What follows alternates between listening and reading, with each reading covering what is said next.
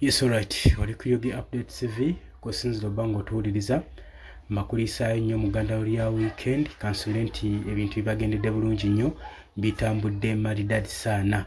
Weebale nnyo gwe subscriber wange kubanga ebbanga lyonna obadde otugoberera no like nga no sharinga nojja mu comment section noteekayo endowooza yo okola ekintu eky'amaanyi nnyo. Kakati nno embeera yeeyo etuuse ku speaker wa parliament Anita Amongo. Njagala nkuwe ku mawulire agakulaga aba speakers abazze babeerawo oba ku information erambika ba speakers n'engeri gye baperforminzeemu olabire ddala nti nno speaker Anita Amongo ye worst speaker gwe twasinze okubeera gwe twali tubeddeko naye wano mu ggwanga lyattu Uganda. Si kyokka kyokka wabula afudde alabikibwako enfunda ez'enjawulo siga nti oba kumuwaayiriza nga ddala ye akolera muntu takolera house nga nti parliament tikuzimba parliament oba kuddukanya mirimu gya parliament nedda addukanya mirimu gya mukama we mu parliament abasinga be bate bakitafuta kubanga speaker Anita Amongo bukyangaleetebwa kutuula ku ntebe kwa chairperson talina decision ndi yali akoze ng'akoze ngeri mu kusalawo kwa parliament. Decision zonna ziba zibakola bazikola nga bali mu kusalawo kwa government bali mu kusalawo kwa wansi wa Mamyori Kaguta Museveni. Wegendereze nnyo ne biru zonna ziyisibwa newankubadde ab'opposition beecwacwana batya ne beeyalinnya ku nkandaggo era speaker wa parliament ainsistinga waakiri meeting egende mu maaso afuba okulaba nga ebbago liyisibwawo kati ye parliament yaffe gye tulimu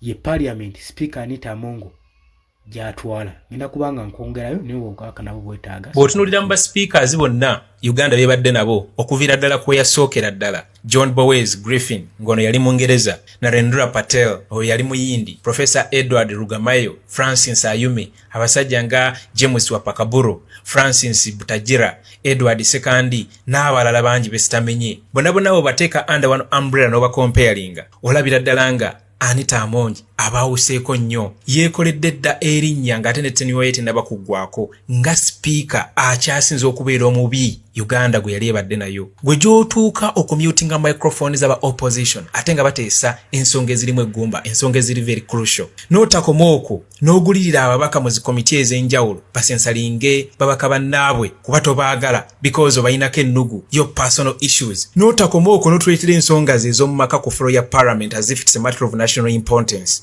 n'otakoma okwo n'orejectinga report eziwedde okukolebwa komiti ez'enjawulo report zisobola okutaasa actually billions and billions of taxpayers money naye ng'ensonga lwaki toyagala report ezo zitebulinge ku floor of parliament kubanga toyagala babbi abo bakwatibweko because bakutemedde because bakwano bo because obadde nabo ni mu meeting ne bagamba tutaase kwene ensonga efuuse enzibu tutaase kigenda kutulya n'otakoma okwo n'okyojjanya aba opposition okubalemesa okuteesa ku floor ya parliament n'otakoma okwo n'opangisa obusajja obwandibadde bulabirira abazzukulu bukuvumira abo abavaayo okubeerako nekiboogera mu njogera ennyangu obeera ofuuse ekitagasa. Kaakati ampuliriza mu podcast ya leero ensonga za Entebbe airstrip ne Anita Amongo ng'alemedde ku Joel Ssenyonyi akulira Kosase. Of course kyakutte wansi ne waggulu. Joel ye agamba tagenda kussa mukono. Of course n'Abannayuganda bangi bagambye tebagenda kukkiriza kuddamu kubbibwa. Abannayuganda bakoosa Entebbe airstrip bagambye tebagenda kuddamu kubbibwa ku kisaawe. Sente empitirivu ennyo ze bababbako nga actually yaziteeka na buteesi ku mobile money y'omuntu oyo. Imagine nga sente za receipt okubabbako ebintu byawe amasimu laptops okubalemesa ebintu ebyenjalo bye babazze nabyo okuva ebweru okubalemesa ebintu bye baba baagala okufuluma nabyo oyo bujwanga Abannayuganda bagamba tekigenda kuddamu kubeerawo. Actually batandise n'okubeera nga bakola ekyo kyennyini ekyetaagisa okulabisa obubbi buno ng'okukwata ababbi bano ku zikamera video n'okutuuka kati zikyavaayo nga president waffe Bobi Wine bwe yatugamba nti camera ne social media are very powerful tools in this fight.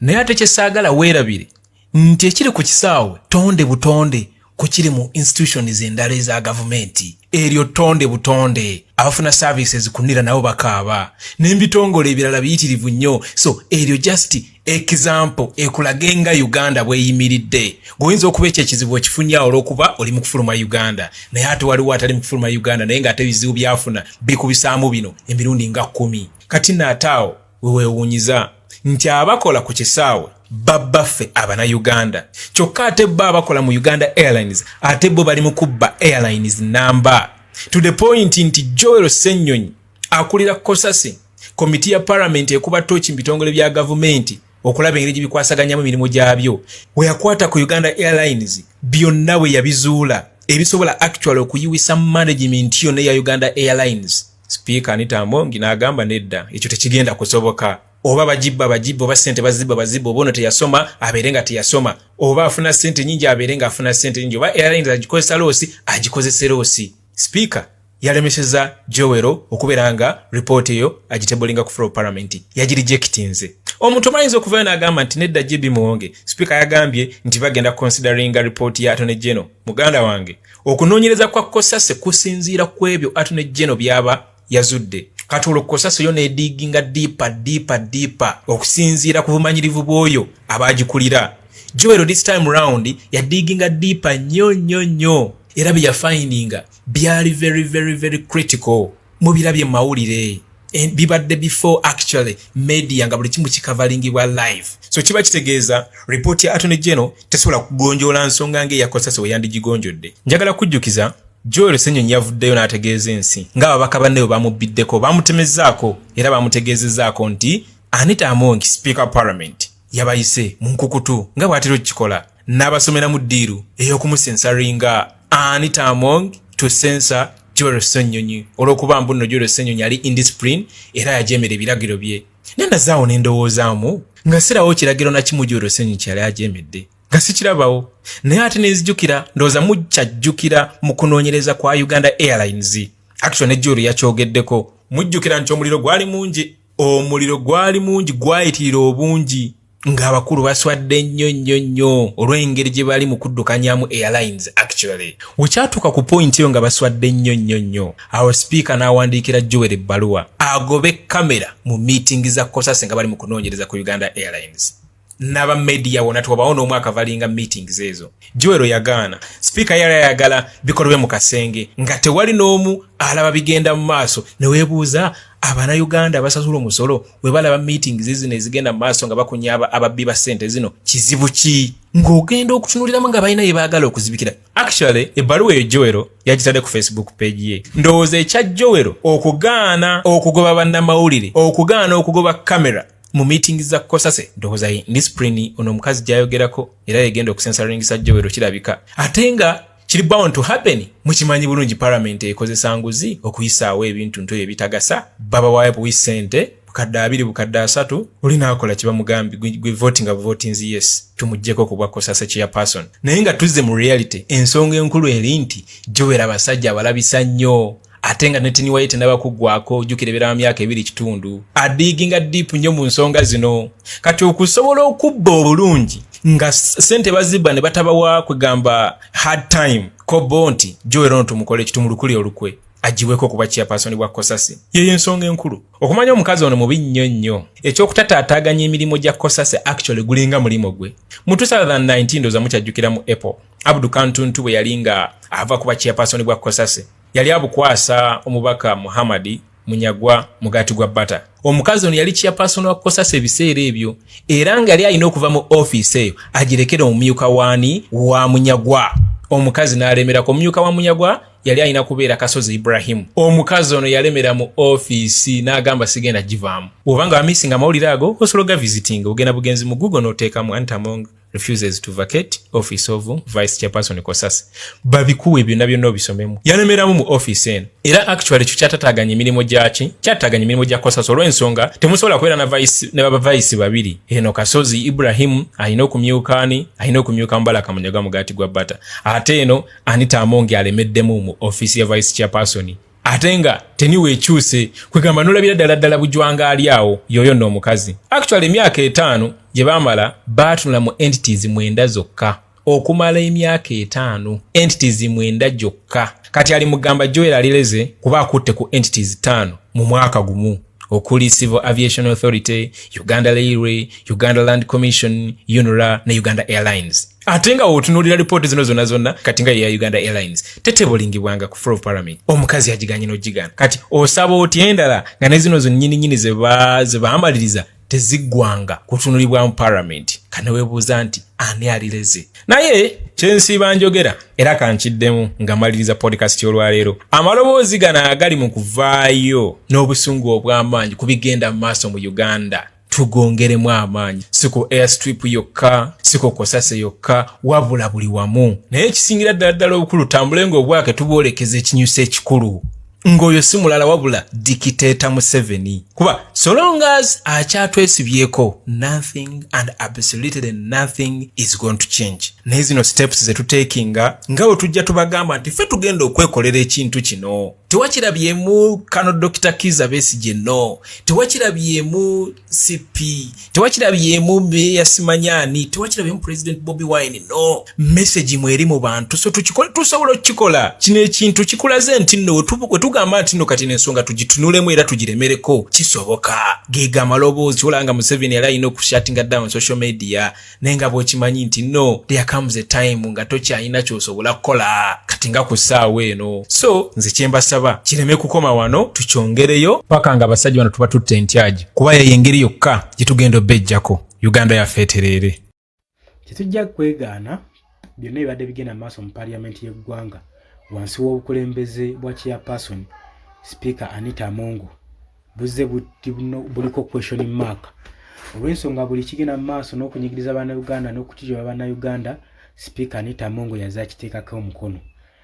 Tunulira buli bill eziyisiddwa UPDF Amendment Bill omuli Coffee Bill zonna zitaddwako omukono eri Speaker Anita Amongo. Kyokka njagala okimanye nti Speaker wa Parliament muntu wankizo nnyo mu ggwanga Uganda kuba asobola okuddikira yininze eggwanga, asobola okutunda eggwanga era asobola oddikulaakulanya, asobola obbasibako ekintu kyonna kyaba akyayagala. Kyensonga waaki Speaker Parliament yandisaanidde okuba nga alondebwa ba individual not the members of Parliament. Abantu ng'abo abayina okugulu okumu ku mmeeza y'eggwanga Uganda awo bayinako okugulu kitegeeza buli waaterebukamu waati eggwanga lye ligwayo. Kutunira byonna ebizibu bye tujja tufuna ebizibu ebimu ebisinze okutijjobwa Munnayuganda n'okuliisa akakanja biyisiddwa mu Parliament. Parliament ye kazaala-bulwa kitegeeza Parliament nsonga nkulu nnyo mu ggwanga Uganda. Naddala kuva mu biseera biringa Rebecca alitwala Kadaga yajja yafuga ensobi zaatandika okukola mu Parliament ne kaakati zikyatugomya tetusobola ziri kavalinga. Ensonga waaki olaba bannansi batigomezebwa, bakubibwa, basiibibwa mu ngeri y'ekyonoonero, mu ngeri nga gye baagala olw'ensonga nti basipiika waliwo sipiika eyakola ensobi nti obuzibu ensobi yonna yava mu Parliament. So Parliament tetwandiise sitowa y'obukuumi bwa bannansi okukuuma eggwanga okusigala nga liri stable nga ligenda mu maaso nti Parliament nsonga ya nkizo nnyo.